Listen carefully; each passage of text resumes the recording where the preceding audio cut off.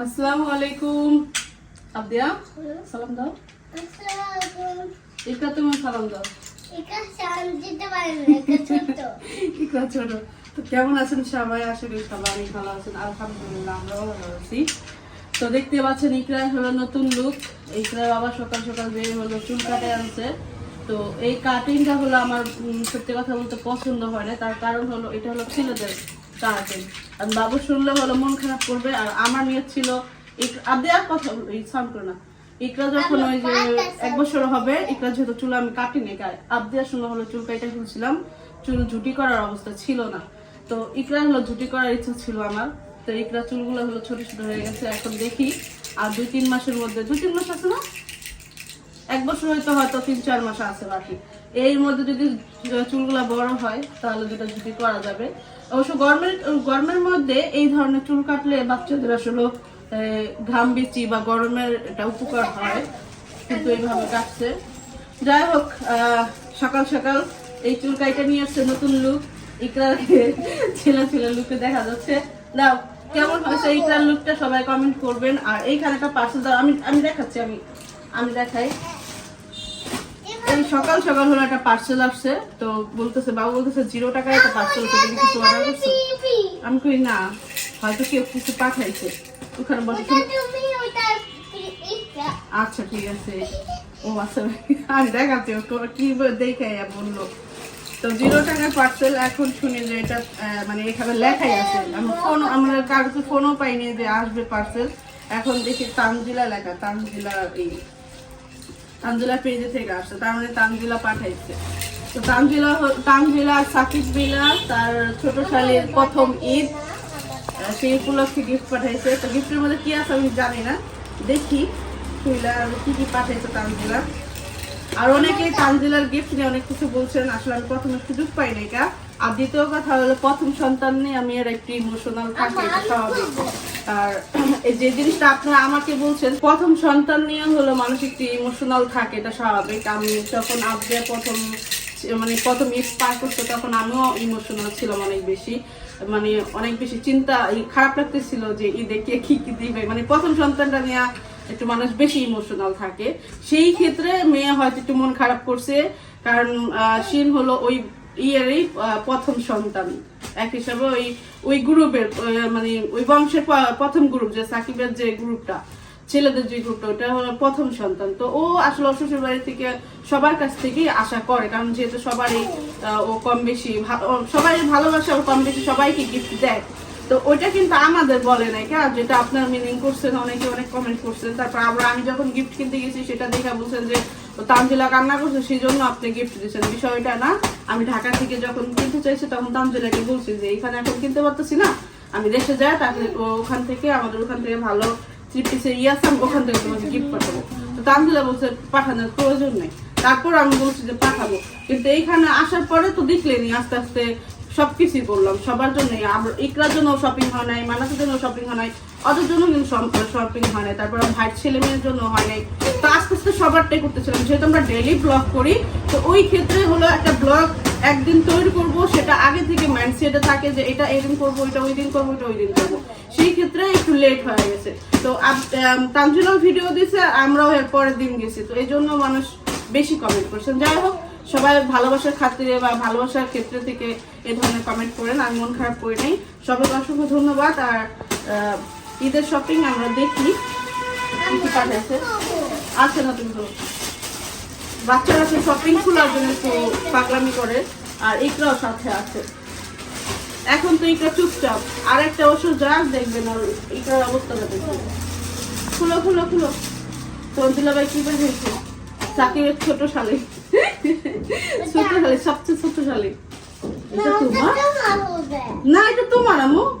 এই দেখছেন, মানে ওভার সাইজ দিতে হয় যাতে মনে করেন বড় হইলেও যাতে পড়তে হয়, যেটা আমি আসলে আমার মাথায় ছিল না যে ওভার সাইজ দিলে। এখন এটা কার জন্য?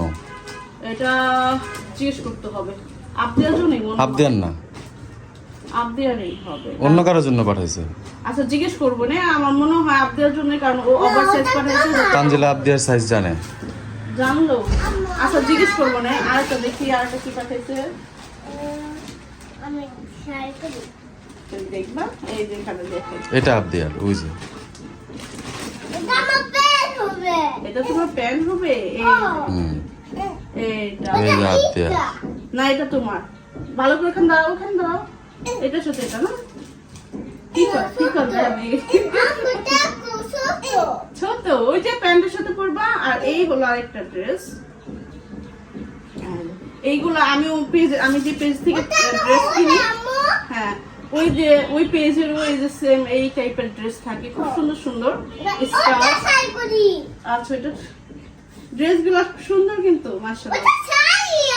এটা শাড়ি না মা, এটা প্যান্ট। সুন্দর করে ধরো। আচ্ছা আমি দেখাই, বুঝছি। এটা ইকরার। এই ড্রেসগুলো খুবই সুন্দর, কাজ করে দেখো। এই যে কুশি কাটার কাজ দেখছো, মানে প্যান্ট একটা হলো প্যান্ট, প্যান্টের সাথে স্কার্ট, আর একটা হলো এটা কি মরিয়মের সম্ভবত। মরিয়মের জন্য পাঠিয়েছি, মরিয়মের জন্য। এটা আপনাদের জন্য বুঝা যেতেছে এগুলো না। হুম, আর এটা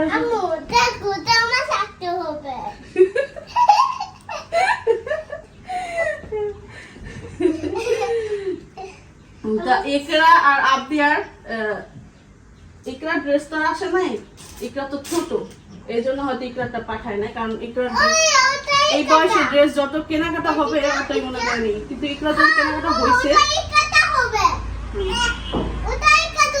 এটা মনে হয় ইকরার বা মান্নাতের।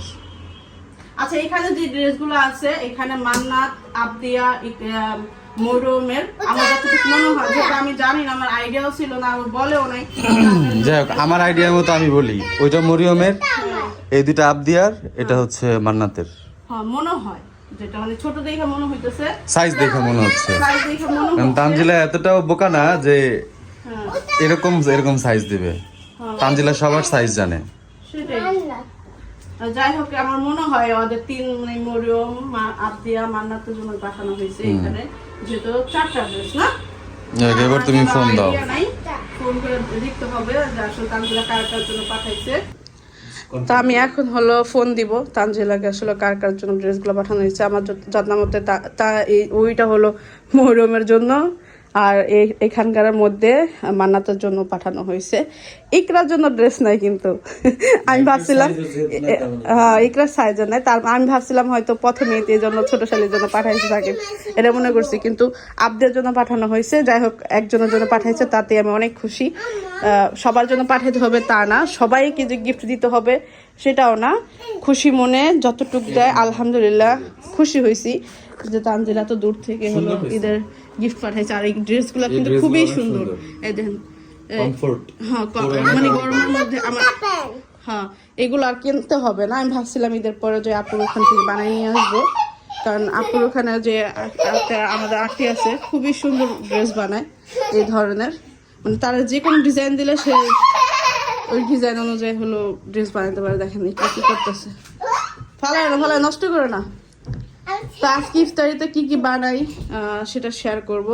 আমি ঘরের সমস্ত কাজ গুছাই ফেলছি, আর ইকরারও গোসল করা হয়েছে, আবদিয়ারও গোসল করা হয়েছে। আর আজকে হলো অ্যাক্সিডেন্টলি আমি হলো হাতের উপরে হলো ইকরার খাবার, গরম খাবার ফালাই দিছিলাম। তো আমি আধা ঘন্টা 1 ঘন্টা লাগাই হলো বরফ দিছি। আর বরফ যত বেশি দেওয়া যায় পোড়া খায়, যদি গরম কোনো পানি পুনি পড়ে যত ইচ্ছা মানে ওই জায়গাটা চাপ দিয়ে রাখবেন বরফটা। আমি যতটুকু জানি, আমি আমার লাইফে যতটুকু শিখছি, মানে যদি আগুন জাতীয় কোনো কিছু পড়ে তাহলে মনে করেন সাথে সাথে ঠান্ডা পানি দেন, ফুইলাই গেছে গা, হয়ে গেছে গা, কিন্তু ওরকম দাগ হয় নাকি, এটা মারাত্মক দাগ হয়ে যেত। এটা পুরাটা আমার এখনও মানে 1 ঘন্টা হয়ে গেছে, এখনও ধাও ধাও করে জ্বলতেছে, কিন্তু কোনো ঠোসা পড়তেছে না। তার কারণ হলো আমি যে বরফ দিয়ে রাখছি, বরফের কারণে অনেক জায়গাতে বরফ দিয়ে রাখছিলাম যাতে কোনো ঠোসা না পড়ে। তারপরে মনে হয় একটু হইতে পারে লাল লাল থাকবে, যাতে দাগ না পড়ে, এই জন্য আমি খুব কষ্ট করে বরফ যাতাতে রাখছি। পরে তো ঘর দুয়ার গুছিয়ে আমি এখন থালাবাটি ধরার সুযোগ পাইনি। আর এইখান দেখতে পাচ্ছেন কতগুলো ধইনাগুলো হলো আমি পরিষ্কার কইরা রোদ্রে দিয়া তারপরে হলো চাল ভাজার সাথে রাখবো, আর হলো ধইনার গুঁড়া করব, আর হলো মশলা বানাবো। তো এই কয়েকটা করবো, এই জন্য হলো ধইনাগুলো মানে আজকে ধুইছি, রোদ দিই নেই এখনো। আর এইখানে হলো আমি ভাত বসাবো, মানে বসা ভাত না, সরি, এই যে কি বলে, সবকিছু মিলে আমি খিচুড়ির মতো রান্না করব, সেই জন্য এটা রাখছি। আর এখানে থালাবাটিগুলো ধুবো, এই হলো আমার এখন কাজ আছে বাকি। আর আজকে ডাব কাটার ইচ্ছা ছিল আমার। তুমি যাইতে পারবা মোরামগো বাসায় দাওয়াটা আনার জন্য? তাহলে ডাব খাইতাম আজকে। আচ্ছা দেখি। তো তানজিলার সাথে হলো কথা বললাম, তানজিলার সাথে কথা বললাম, ওরা মাথা নষ্ট হয়ে গেল, টাচকি খেয়ে গেলাম। আচ্ছা, এই ফোরকটা হলো তানজিল একটা নিছে, এই জন্য মরিয়মরা একটা দিছে। এটা মরিয়মের, আমার যতটুকু মনে হয়েছিল মরিয়মের। আবার ওভার সাইজে কিনা, তো এই জন্য আমি আসলে কনফিউজ ছিলাম। আর যেহেতু আগে পরে কথা হয় নাই, ও যে গিফট পাঠাইবো এটা আমরা জানতাম না। আর এইটা হলো ইকরার জন্য পাঠাইছে, কিন্তু ও পাঠানোর পরে বুঝতে পারছে অনেক বেশি বড় হয়ে গেছে। আর একটা হলো মান্নাতের, আর ওই যে রংধনুটা ওইটা হলো মান্নাতে দিতে বলছে, আর হলো এইটা আবদের রাখতে বলছে। আর এটা হলো ইকরার জন্য পাঠিয়েছিল তানজিলা। এই হলো অবস্থা। এখন কথা বললাম, কথা বলার পরে বুঝতে পারলাম, আর জিজ্ঞেস করলাম তুমি কার কার জন্য পাঠাইছো, বলো যে আমি ইকরার জন্য যে ড্রেসটা পাঠাইছি আমার মনে হইতেছে বড় হয়ে গেছে, আর মান্নাতের জন্য, মোরের জন্য, আবদিয়ার জন্য। হ্যাঁ আর এখানে মান্নাতেরও মনে হয় হবে, বড় হবে না, হবে না, একটু ডোলা হবে। তাহলে ওইটা যেহেতু মান্নাতের, এটা হবে, মান্নাতের হবে। আর দেখেন ইকরা কি করতেছে। তা আমার এখন ইফতারের আয়োজনগুলো করতে হবে, কি কি রান্না করবো তো দেখি। আর দেখেন কি শুরু করে দিছে।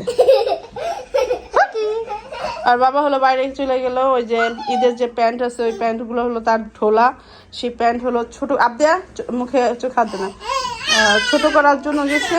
আর হলো দাওয়ানার জন্য গেছে, যে নারকেল কাটবে। আস্তে আবদিয়া ব্যথা পাবে বই না। আবদিয়া তোমার ভালো লাগছে ড্রেসগুলো? আচ্ছা, তো মরিয়ম আর মান্নাতেরটা উঠে রাখি, আর আবদিয়াটা ইকরারটা রাইখা দিই। বলতেছে ইকরা বড় হলে পড়াইব না, এটা আবদিয়াই পড়তে পারবে। এই দেখেন, এই দেখেন কি করে, এই যে এমনই করে, এই যেমন গইরে পুরো বিছনা দেখেন কি করলো। দেখেন ওইখানে কিন্তু ছিল, দেখতে পাচ্ছেন আমি যে বলি, দেখেন কি করতেছে। চলো চলো চলো চলো চলো আবদিয়া চলো। কেমন দেখেন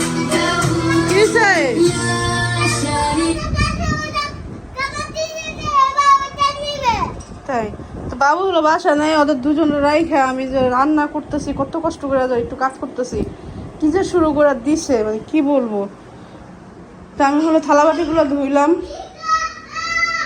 আসতেছি। আর এই যে এখানে হলো যে কালি জিরা দিয়ে হলো ভাতটা জল দিতেছি, খিচুড়ির মতো আজকে রান্না করবো। ভালো ভাত নষ্ট হয় না, তো এই জন্য আমি আর করবো না, ভাত জাল দিব না। আমি ভাবলাম একটু পানিটা শুকাই গেলাই। ডাল দিছি, ভালো ডাল দিছি, তারপর টমেটো দিছি, কাঁচামরিচ দিছি। ভাতটা শুধু কালকের ছিল, তাও রাত 12টা বাজে রান্না করছি সেই ভাত, পচা ভাত না। এই কালি জিরা দিয়ে এই ভাতটা খাইতে অনেক বেশি ভালো লাগে। তো সাবিনাপুর বাসা থেকে হলো যে দাও নিয়ে আসছে। প্যান্ট করতে পারো নাই? প্যান্ট করতে দেখেন কি লাগছে। ওটা আমি, ওটা ইকা, ওটা আম্মু, ওটা পাপা। এই জন্য এখানে ফুল, এই দেখেন ফুল, এই যে আমার এখানে ফুল দিছে, কারণ ফুল তুলতেছে, এই জন্য ইকার কাছে ফুল আছে। তাই ইকা একদম মধ্যখানে দেখেন, বাবুর আমার মধ্যখানে, আবদি আমার সামনে।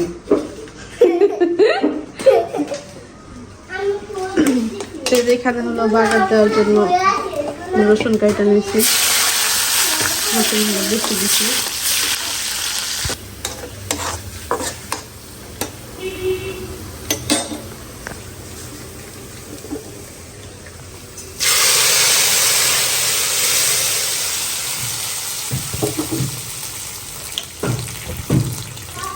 এই জায়গাটায় এখন আগুন, মানে তেল জাতীয় কোনো কিছু ছিটা লাগলে খুব কষ্ট লাগতেছে। কারণ যখন কোনো কিছু করা হয় তখন কিন্তু এখানে অনেক সময় গরম পানি তেল ছিটা লাগে হাতে, তো ওটা এখন লাগতেছে। রান্না শেষ। ওটা পুরো চুলে লাগবো না বাবু, শুধু কাইটা পানিটা ই করে মধ্যে থেকে এটা হাঁসটা বের করে ফেলাও। ফাটানোর কোনো ব্যবস্থা আছে না, এটা দেন একটা সাইড দিয়ে শুধু ফাটাও। ইকরা হলো ঘুমায় গেছে।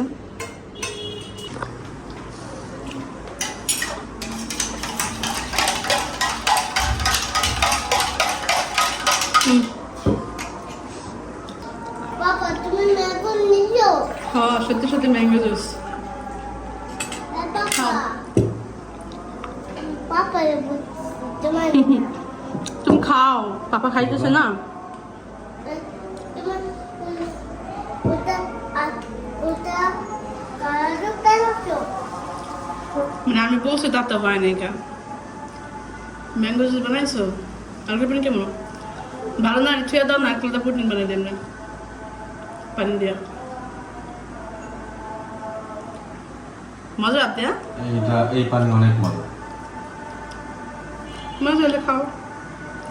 নারকেল পানি নারিকেলের হচ্ছে এখন যৌবন বয়স, এই বয়সের পানি অনেক মজা।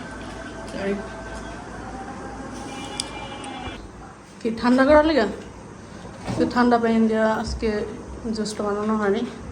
তো এই যে ভাত চাল দানা নিয়ে নিছি, এখন এটা খাবো।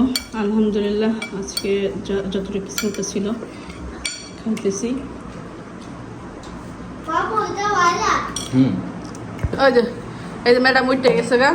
খাবে বাবার মেয়ে একরকম কাটেন দেখ চুলের দেখ কানি করো। ওই যে একটা ছেলেদের একটা গেঞ্জি পরে লিখলে ছিল লাগছে না, একরকম কাটিং দিয়ে আনছে। মামা মুতু তাই বাবা মামা মামা মুতু মোহাম্মদের মতন, মোহাম্মদের মতন।